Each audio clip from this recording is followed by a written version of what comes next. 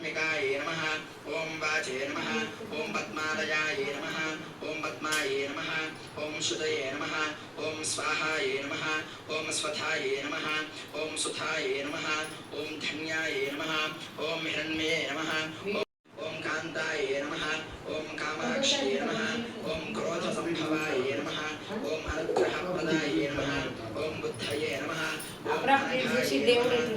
हरिवल्लभायै नमः ॐ अशोकायै नमः ॐ अमृतायै नमः ॐ दीप्तायै नमः ॐ लोकशोकविनाशिन्ये नमः ॐ धर्मनिलयायै नमः ॐ करुणायै नमः ॐ लोकमात्रे नमः ॐ पद्मप्रियायै नमः ॐ पद्महस्तायै नमः ॐ पद्माक्ष्ये नमः ॐ पद्मसुन्दर्ये नमः ॐ पद्मोद्भवायै नमः ॐ पद्ममुख्ये नमः ॐ पद्मनाभप्रियायै नमः ॐ रमायै नमः ॐ पद्ममालाधरायै नमः ॐ देव्ये नमः ॐ पद्मन्ये नमः ॐ पद्मगन्धर्ये नमः ॐ श्रीगुरुभ्यो नमः हरिः ॐ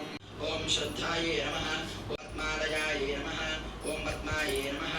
ॐ सुदये नमः ॐ स्वाहायै नमः ॐ धन्यायै नमः ॐ हिरण्मये नमः ॐ लक्ष्म्ये नमः ॐ नित्यपुष्टायै नमः ॐ विभावृत्ये नमः ॐ आदित्ये नमः ॐ दित्ये नमः ॐ दीप्तायै नमः ॐ वसुधायै नमः ॐ वसुधारण्ये नमः ॐ कमलायै नमः ॐ अनुग्रहप्रदायै नमः ॐ बुद्धये नमः ॐ अनघायै नमः ॐ हरिवल्लभायै नमः ॐ अशोकायै नमः ॐ अमृतायै नमः ॐ दीप्तायै नमः ॐ लोकशोकविनाशिन्ये नमः ॐ धर्मनिलयायै नमः ॐ करुणायै नमः ॐ लोकमात्रे नमः ॐ पद्मप्रियायै नमः ॐ पद्ममालाधरायै नमः ॐ देव्ये नमः ॐ पद्मन्ये नमः ॐ पद्मगन्धिन्ये नमः ॐ पुण्यगन्धायै नमः ॐ सुप्रसन्नायै नमः ॐ प्रसादाभिमुख्ये नमः ॐ शिवायै नमः ॐ शिवगर्भये नमः ॐ सत्ये नमः ॐ विमलायै नमः ॐ विश्वजनन्ये नमः ॐ पुष्टये नमः ॐ दारिद्र्यनाशन्ये नमः ॐ प्रीतिपुष्करण्ये नमः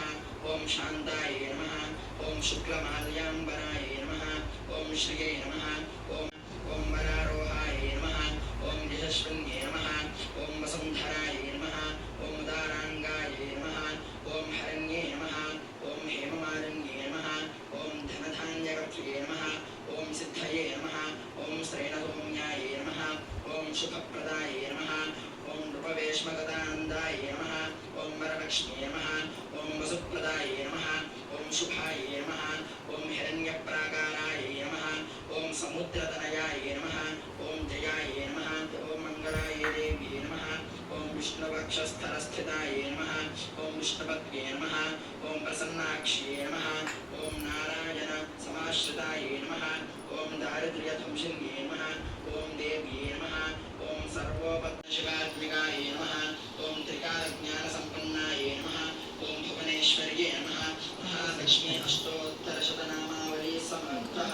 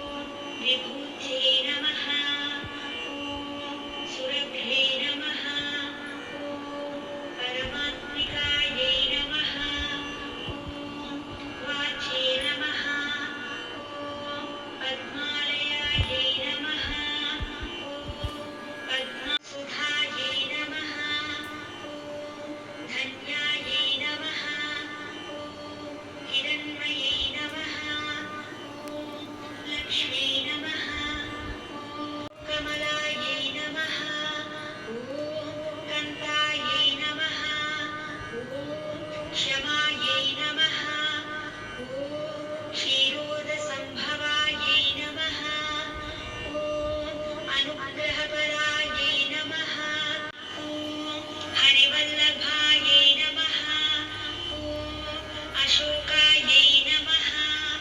ॐ अमृतायै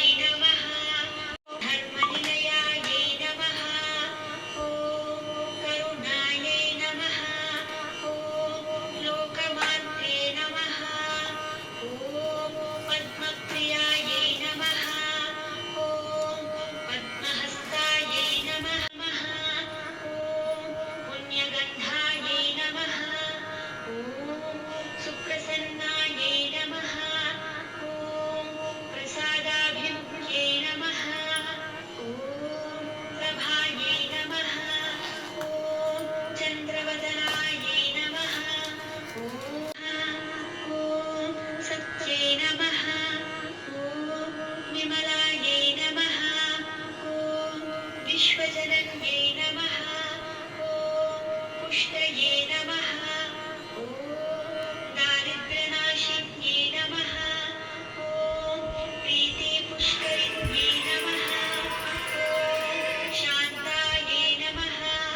ॐ शुक्रमाल्याम्बरायै नमः ॐ श्रियै नमः ॐ भास्कर्यै नमः ॐ यशस्विन्यै नमः ॐ वसुन्धरायै नमः ॐ उदाराङ्गायै नमः ॐ हरिण्यै नमः ॐ आन्यकर्यै नमः ॐ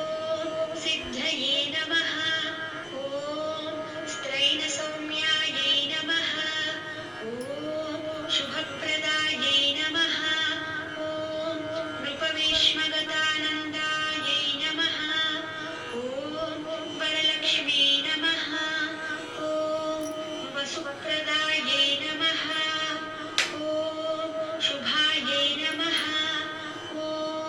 हिरण्यप्राकारायै नमः ॐ समुद्रतनयायै नमः ॐ जयायै नमः ॐ मङ्गलदेव्यै नमः ॐ विष्णुवक्षस्थल नमः ॐ स्थितायै नमः ॐ विष्णु ब्रह्मविष्णुशिवात्मिकायै नमः ॐ त्रिकालज्ञानसम्पन्नायै नमः ॐ भुवनेश्वर्यै नमः इति श्रीलक्ष्मीष्टोत्तरशतनामावळि समाप्तम्. నేను ఇప్పుడు స్వర్గసీమ ప్రతిష్టాత్మక వివరించాను. విభవనం